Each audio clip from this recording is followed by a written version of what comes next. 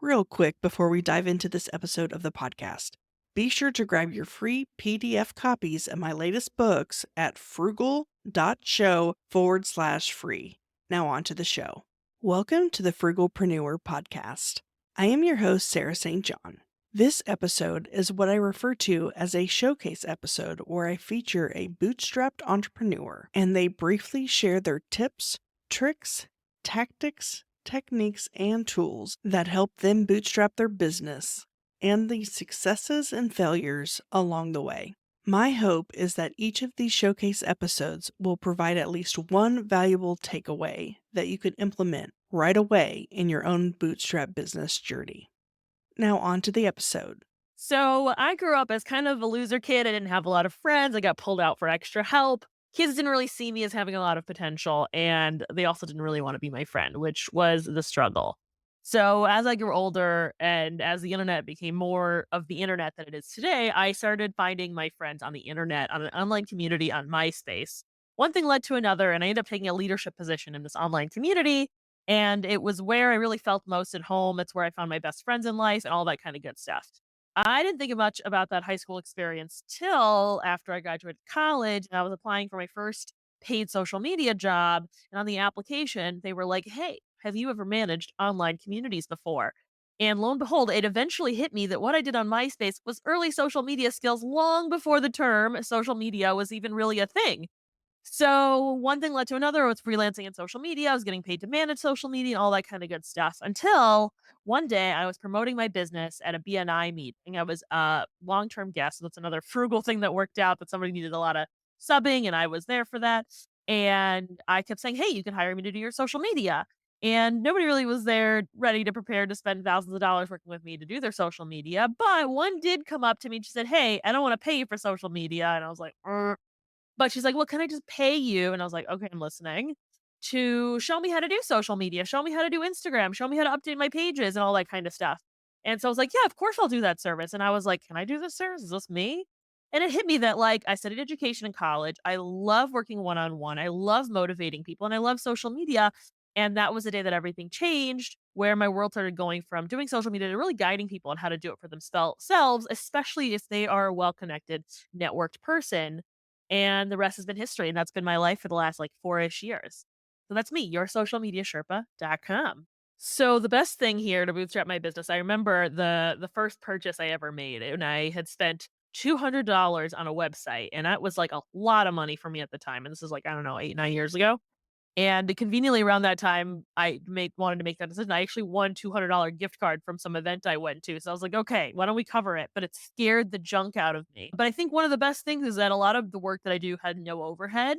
And I think that was a great thing. Now in my days of my business, I spend a lot of money getting people to like support me, consult me, do writing for me and all that kind of stuff. But at that time, a lot of my work was just me going out and doing it. I didn't have to use a lot of software in which to do it. The other things that I do these days is I am a huge AppSumo junkie, as I'm sure our lovely host is too. And that has also gotten me a lot of good deals. I used to pay, I think, I don't know, a couple $100 for Calendly. I paid maybe a couple $100 a year for Zapier, which probably wasn't the right move at the time. I think it's so easy to overspend when you have your own business on the wrong things.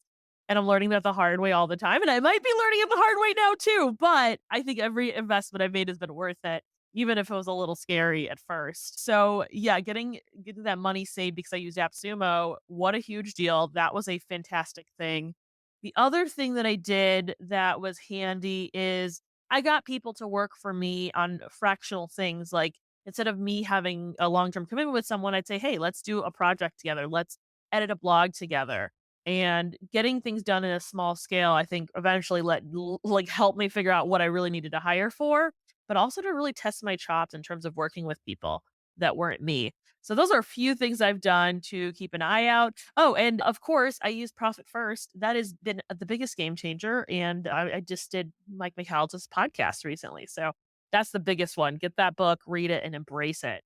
So it's funny, my friends, my boyfriend, my family think I'm very, very frugal. I am a big fan of thrifting, which is not only good for my wallet, but also good for my fashion sense, but also good for the environment too, because I don't get new clothes very often. And I also get like way prettier stuff from the thrift store than most of my friends can access. So anyway, sidebar, I tend to be very frugal in my life.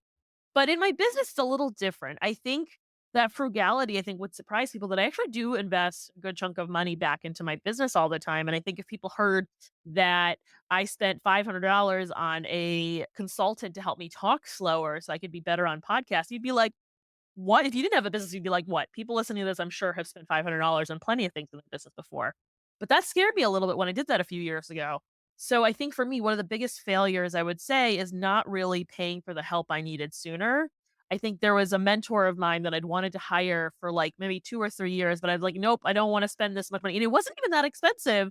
And I like put it off and put it off and put it off and put it off. And I'm like, if I would have hired her 3 years ago when that amount of money scared me, I probably would have gotten a lot more answers than me taking my sweet time to do it. I think I'm kinda stubborn in the sense that I like to figure out things on my own as much as possible, which I think is a smart move if you're trying to bootstrap in your thing. Just there's a lot like, even in social media, like, you can learn how to do social media without ever paying anybody, without going to school or any of that stuff. So I tend to be on that wagon, and I was like, "Why are people paying for coaches? You don't need a coach." And then I was like, "Okay, I've paid for plenty of people now. I have a trainer, I have all that stuff." So I think investing in the people and the right people that ideally fit my budget a little bit, I think, but honestly pays them what they want. I think of the success here is that I've gone out, asked for help, and added services that I've brought on to help me make my life better. And I think they are going to pay off on the whole. And some of them already have. So that's my nugget for you today. This is kind of a big one, and I want this to come off as more supportive and encouraging, but I love to be an earlier client for people. It doesn't always work out perfectly, but I realized that, like, when I was starting my business, my first client paid me like, I don't know, $100. Like, it wasn't a lot of money, but I wanted to give her everything in the world because to me, her saying, "Hey, I want you to do this for me," was one of the most empowering gifts of my life. Like, this woman can call me anytime and I'll tell her whatever she wants because being someone's first customer, one of their earliest customers, there's a relationship there that's probably forged in their memories forever. And so I like to do that too and give people those opportunities, but it also sometimes helps with my budget too. I usually, if I really want to work with somebody and the price works, I'll say yes. I don't really try to negotiate people down on their own personal services because I know as a woman, like sometimes my prices are lower than everybody else, that women are not as empowered to confidently ask for what they want. So I will not negotiate down on a woman if I really want to work with her. So people who are newer in their businesses, who are really excited and motivated, I think it's a really great way to really get good quality work, but also like have a lot of room for me to figure stuff out because I don't always know what I want. And this person is going to ask me more questions to help me figure out what it is that I want to do. So I think that's one of my tips and tricks. Like I said, AppSumo is super great. I would say I've used Fiverr a little bit. It's okay. There's another website I use to get help from people called FreeUp, and you're able to find people, but also in English speaking countries. So you can get a whole range of support. So that's another great place I learned to go find affordable help where I can pay people the rates they ask for and get what I really need done, but also get a really great free up, especially get a great vetted population of freelancers. So those are a few of my nuggets to help you bootstrap your business. I think we need to change the connotation of frugal. I think some people still associate that with being cheap or efficient or negotiating people down on their pricing. And I don't think it has to be that way. I think being frugal means that you're being wise with the choices you make with your money. It means that you are investing in services and people that you appreciate at different levels that, maybe work for you. Maybe you're giving opportunity to some smaller fish that need a little bit of love. So I would say that it's being thoughtful with your money and where you put it and being efficient with it and making more happen with less. I know for me, I don't really even think about it as frugality. I think it's resourceful. I use the resources that are in front of me to make the world around me what I want. So I know I didn't talk much about the work that I do here, but I am yoursocialmediasherpa.com, where I help businesses, especially word of mouth businesses, be unforgettable to their network. And usually in less than 100 days, I want to tell you where your golden opportunities are in your business that you may have missed. I tend to find things like an email list that's underutilized, a LinkedIn network that is primed with ideal clients where you're not posting at all, to having a website that is very SEO strong but has no capture form. These are all examples from past clients that I discovered that were missing in their world. There were really easy fixes to help the people that matter in their network know that you're around and what you do and everything. I usually say the best example, I ask my leads, I was like, well, how are you currently staying in touch with your best customers and referral network and beyond?